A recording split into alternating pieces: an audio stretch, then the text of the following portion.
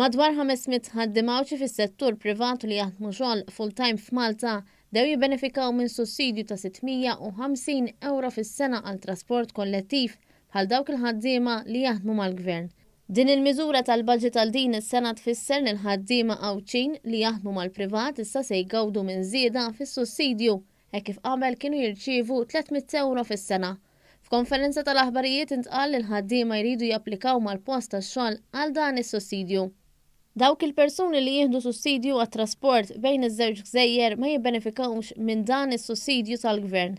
Il-Ministru Għal-Għawdex Clint Camilleri fisser li din il-miżura issa spiċċat id-differenza bejn il-ħaddiema qawċin li jaħdmu mal-gvern u dawk mal-privat. Permezz ta' din il-miżura mingħajr diskriminazzjoni jekk taħdimx mas-settur privat jew mas-settur pubbliku ser ikunu qegħdin jibbenefikaw minn 650 euro propju 1600 persuna. Għal daqstant huwa ta' pjaċir kbir għalija li permezz ta' il-miżura se nkunu qegħdin ngħidnu b'mod dirett lil ħaddimawċin li jridu jaqsmu ta' kuljum ġewwa l-Gżira ta' Malta. Għallima u l-lessi sawċin jieħdu 525 euro minħabba l-vaganzi tas-sajf.